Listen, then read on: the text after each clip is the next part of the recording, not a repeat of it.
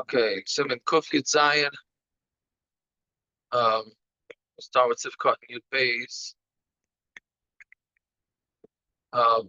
Just a random. This Simon is about random dinim in the halachas of halachas Pesach. V'chein mishu tzarich la'achal latinoik chametz. Let's say somebody has to feed his kid chametz. So Yisrael es el ha'akum. You should give it. You should lift up the kid, bring him to a guy, and the guy should feed the kid. And the Akum should give him chametz. And then Yisrael should pay him afterwards, right? Only after the guy feeds him should he pay. Yisrael should not give a kid chametz. I don't think this is too common nowadays. Then of course it's pashut that everything is butter if the tinok has a sakon.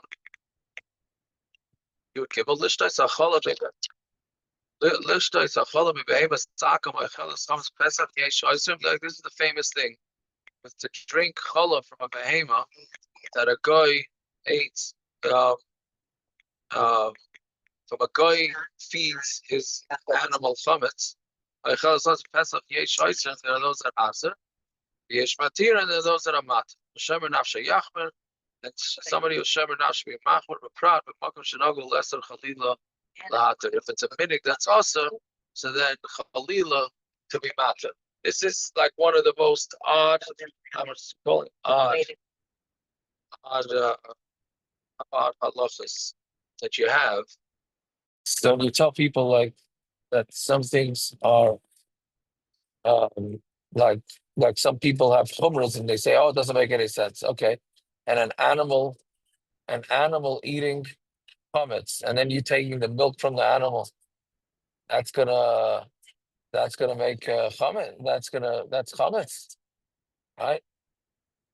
So that's it's an interesting halacha. But again, it's a machlokes, so it's tali. Normally, what we do say is that if the animal had things other than chametz, meaning which is normal because we have water or grass or etc. etc.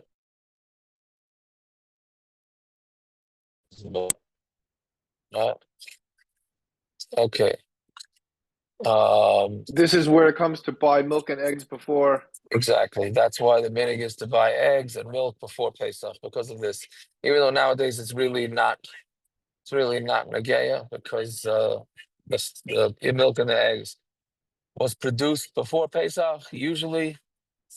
But anyways, the kosher animals get fed non-chametz, as far as I understand it. Okay, Simon Kuf Yud Ches. So preparing for the Seder. So Aleph, you should try and get nice wine for the mitzvah of Arba Chosis. And if you have red wine that's as good as white wine, the Gamu kosher and it's as kosher as the white wine. Mitzvah v'yosem it's a bigger mitzvah to have red than white. Almost sounds like white is more chashuv, the way it sounds right here. Even though if you ask any wine connoisseur, red wine is definitely more chashuv than white wine.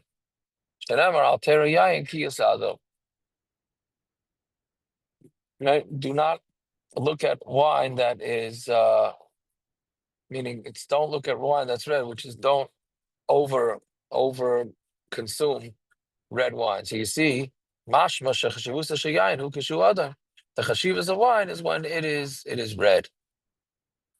Right, now you ask any kid, and they're going to say, the reason why we're supposed to have red wine is because of the blood. That's not the main reason, as we see right here. It is not the main reason. Right? The main reason is because of that red wine is more chashuv. Right?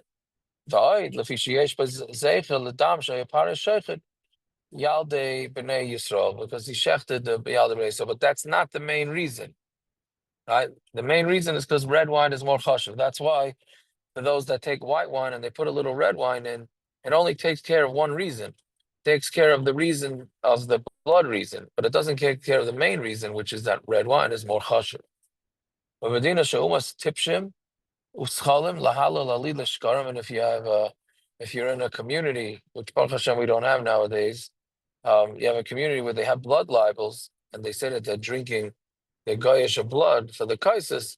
So then nimnu melikach yain adam lepesach. Then the person should make sure not to have red wine. You should have white wine. For the first dipping, which is karpas, now you're going to likach pezchel, which is parsley. The toiv yaisel lekachat seller. It's better to take celery. Sheyesh loy tam tov kishu chai, because celery tastes good when it's raw, and parsley does not. What's the best thing to take for karpas ulekachat stenoin? That's to take a radish. I think most nowadays take potatoes. Right? I think so. Right? Even though he has, he's saying, really, it should be parsley or whatever. Okay, whatever your family custom is, that's what you do. Given the tzarich maror neigen likach tamcha. For the tzarich maror, you have to take chrein.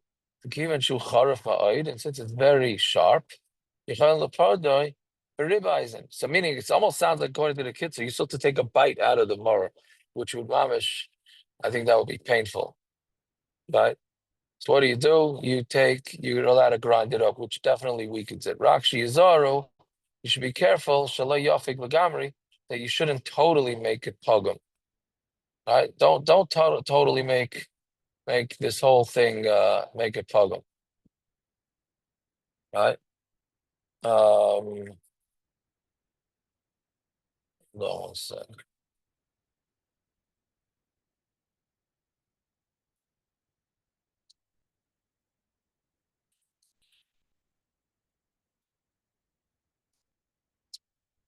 Sorry.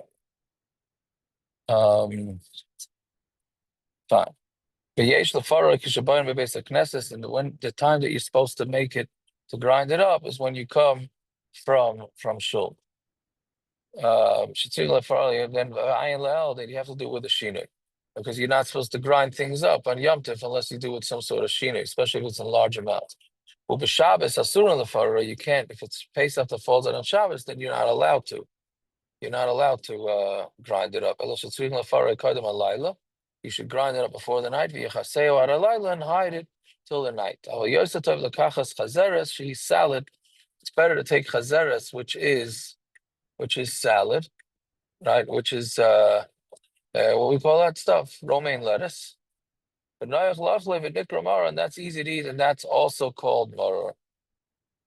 Lafi. Meaning, why are you yaitze with romaine lettuce? Plenty of people are having romaine lettuce all year round. So why are you yaitze? It's not bitter. So the answer is that it is bitter. The part that's in the ground is bitter. Some say that it eventually will be bitter. We just pick it too early. Either way, it's from the family of bitter fruits. So mavela is not a problem. The Yotzengam Balano, Hanikra, Farmsha. Bullshit, charchavina. These are all those types of foods, whatever those vegetables. Okay, so I don't know. This year must be an in thing to have some sort of allergy to vegetables, because a lot of people are asking that they can't. I mean, women. They can't have maror, they can't have lettuce. So what should they have? So you have this whole list here that the Kitzur brings, right?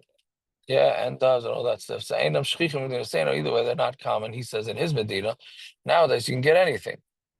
Kol aminim sheyotzim b'hem mitzdarfen zem zeh lekazayis. All they all combine with each other for a kazayis, which is not so simple. Meaning, can you take a half a kazayis of horseradish and a half a kazayis of what do you call it? Romaine lettuce. So the kids are saying that you are allowed to do that. Right? Some say that you can't, because you need to have one taste cancels out the other taste. Whether it's with leaves or with stalks, but not with the roots. Like there's little roots that branch off in each direction. But the main root that's where they grow, even though it's in the karka, that is part of a stalk. It's better to take the pieces that grow out of the ground. Because some say that what's in the ground is called the root, even though it's really not the root, but it's under the ground. The leaves have to be moist. But the stalks, whether it is wet or whether it's dry. You can't cook them and you can't soak them either, or pickle them, or whatever they call it. Okay, Dalid.